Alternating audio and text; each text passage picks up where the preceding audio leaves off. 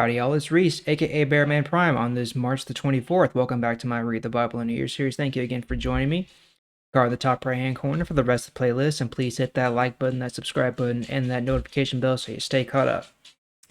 Alright, so we've been following the story of Samuel the prophet, and we've seen how the nation of Israel has demanded that Samuel appoint a king over them, an earthly king over them. They have rejected following God, and now they want a king to come in and lead them.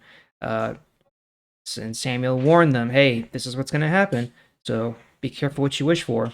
And God has told Samuel that he is choosing this man named Saul, son of Kish, of the tribe of Benjamin, to be the first king of Israel. So let's see what happens now. So let's go to 1 Samuel chapter 10, starting in verse 1.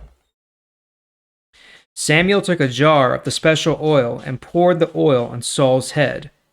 Samuel kissed Saul and said, "The Lord has anointed you to be the leader over the people who belong to him. You will control the people. You will save them from the enemies that are all around them. He has appointed you to be ruler over his people. Here is a sign that will prove this is true.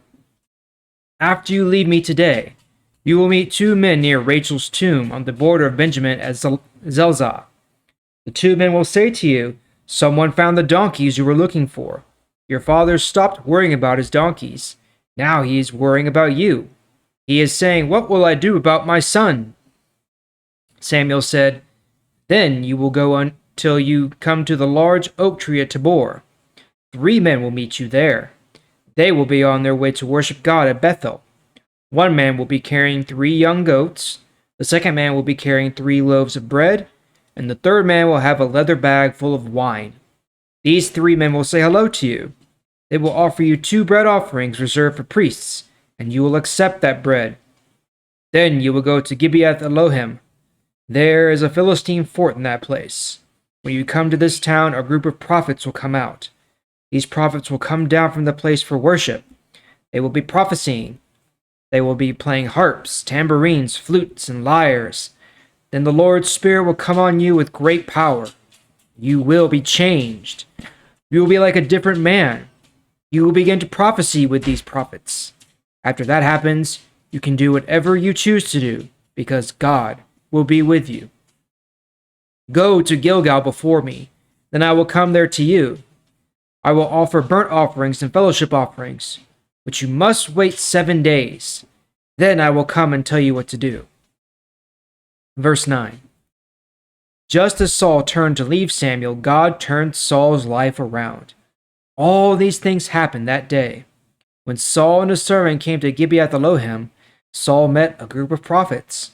God's Spirit came on Saul with great power, and Saul prophesied with the prophets.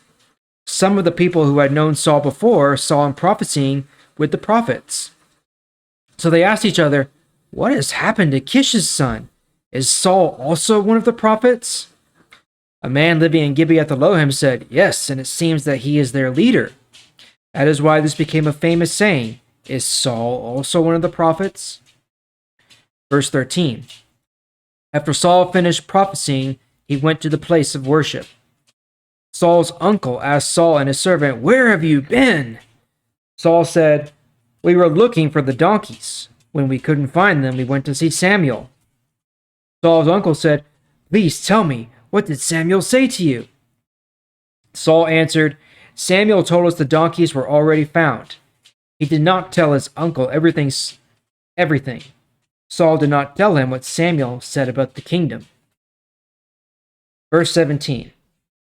Samuel told all the Israelites to meet together with the Lord at Mizpah. Samuel told the Israelites, "The Lord, the God of Israel, says, I led Israel out of Egypt. I saved you from Egypt's control and from the other kingdoms that tried to hurt you. But today you have rejected your God. Your God saves you from all your troubles and problems. But you said, 'No, we want a king to rule us.' Now come, stand before the Lord in your family groups and tribes." Samuel brought all the tribes of Israel near. Then Samuel began to choose the new king. First, the tribe of Benjamin was chosen. Samuel told each family in the tribe of Benjamin to pass by. Matri's family was chosen. Then Samuel told each man in Matri's family to walk by. Saul, son of Kish, was chosen. But when the people looked for Saul, they could not find him. Then they asked the Lord, "Has Saul come here yet?" The Lord said, "Saul is hiding behind the supplies." The people ran and took Saul out from behind the supplies. Saul stood up among the people. He was a head taller than anyone else. Samuel said to all the people, "See the man the Lord has chosen. There is no one like Saul among the people." Then the people shouted, "Long live the king!"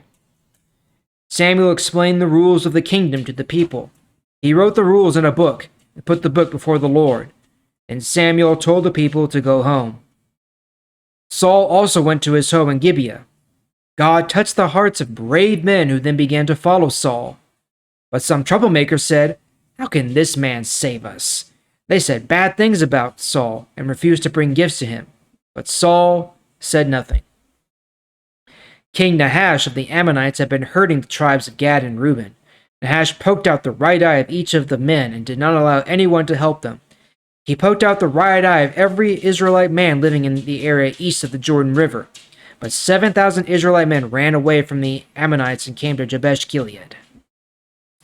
All right, well, there you have it.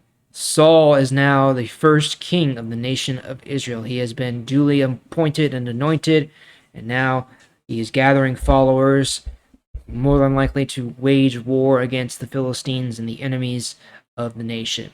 So we will see how well he does as a king in our next session tomorrow. Thank you again for joining me. I sure do appreciate it. See y'all tomorrow.